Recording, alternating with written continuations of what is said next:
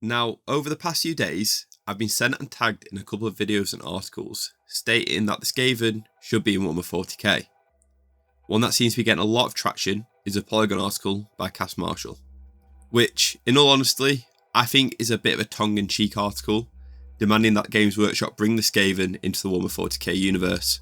And I've seen a lot of different opinions on this, and I just wanted to make a quick video telling you all my point of view. Simply put, I don't think Games Workshop should bring Skaven into the Warhammer 40k universe. Now, before the Skaven fans come out and start chittering and trying to gnaw my head off, I love the Skaven, and I can honestly see some ways they would work in Warhammer 40k. They're definitely grimdark, and it would be cool to see their technology merge with the more future tech of the 40k millennium. So one of the main arguments from the Polygon article is the addition of the Great Horned Rat into the pantheon of the Chaos Gods in Age of Sigmar, saying they should elevate the Great Horned Rat even more to become a god in the sci-fi universe as well.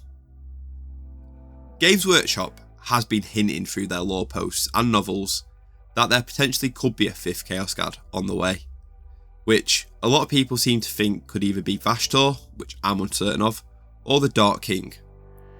I've seen a few people try and debate that this could be the Great Horned Rat, but I don't think that fits in the established lore or the thematic elements that define Warhammer 40k.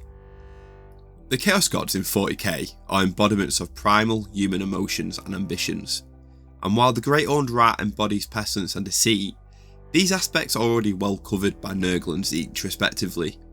Adding another god with similar domains would dilute the unique flavour that each Chaos God brings to the table. Moreover, Warhammer 40k has its own unique flavour of chaos and terror, which is distinct from the fantasy setting of Warhammer Age of Sigmar.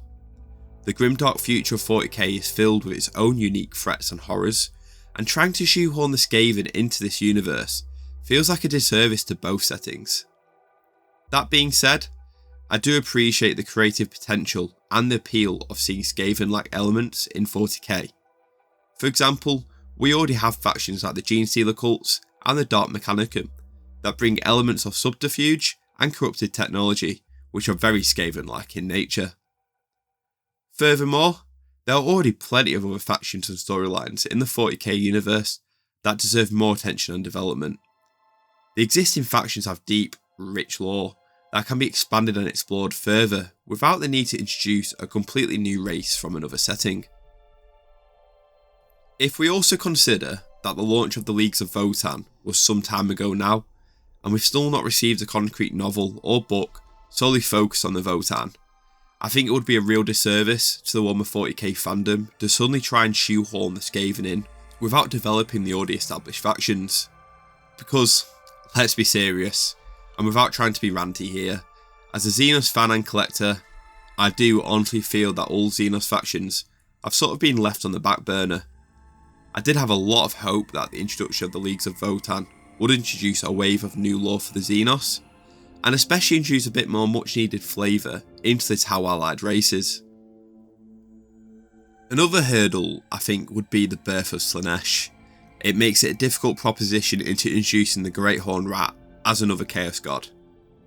The sheer turmoil of Slaanesh's birth, including an entire age of warp storms and a giant explosion ripping a massive hole into the galaxy, shows that Chaos Gods aren't just born overnight.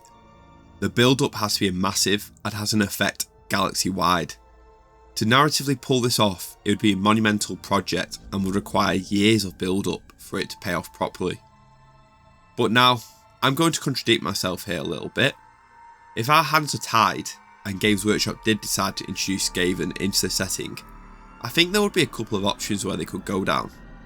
The first one, which we've literally just seen them use with the Custodes and the introduction of female Custodes, is just say they were always there. Now, I could go on at length with my issues with this. On the record, I'm completely for female Custodes. However, they handled it completely the wrong way and should have introduced it in a better way. In the lore, there has been mentions of Dark Age of technology experiments where humans were turned into genetic offshoots and merged with the DNA of animals, including beastmen and ratmen. I could see Games Workshop honestly playing it safe and using this, if they did want to include the Skaven, that is. They would just say, oh Skaven, were always there, they just had done well at staying hidden, but now they're coming out of the shadows. Now, I think a better way of doing this, which is my personal way of where I'd like to see it happen if it does happen.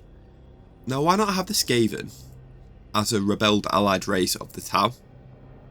Maybe have the Tau discover a planet or a series of planets where these rat-like beings have been living.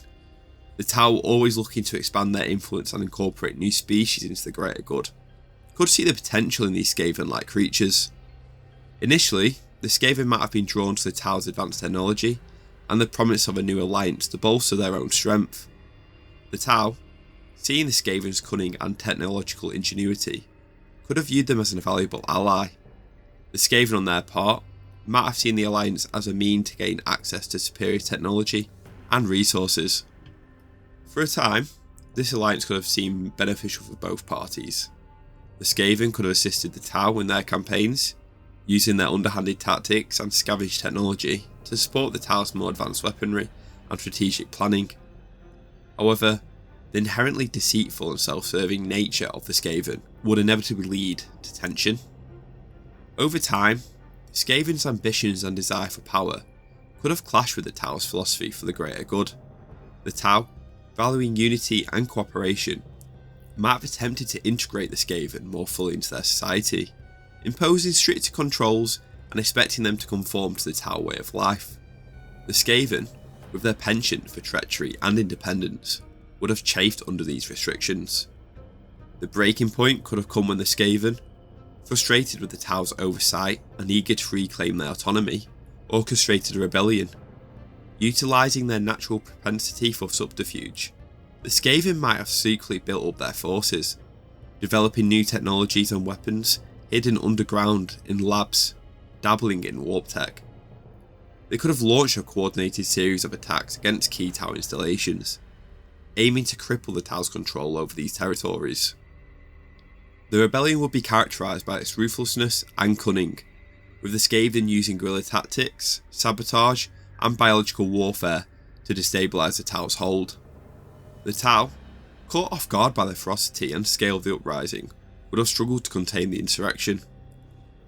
This rebellion would not only showcase the Skaven's resourcefulness and cunning, but also highlight the inherent conflict between the Tau's idealistic vision of the greater good and the Skaven's anarchic and self-serving nature. It would create a rich narrative backdrop for new conflicts and alliances within the Warhammer 40k universe, providing fresh materials for stories, campaigns, and tabletop battles. This would also provide another Tau allied race, as some of the Skaven could choose to stay with the Tau Empire as allies or mercenaries. Now, do remember, this is all just my opinion. I am well aware that Games Workshop is a business first, and its main priority is to sell models, and by including the Skaven in Warhammer 40k, I do think it could have the potential to be one of the more popular factions. Let me know what you guys think. Don't forget to like and comment, guys. Thanks for watching. I've currently got a poll running in the community section for the next video. It's between Space Marine chapter, Imperial Guard Regiment, Warhammer Fantasy, a Roman video or a Crusades video.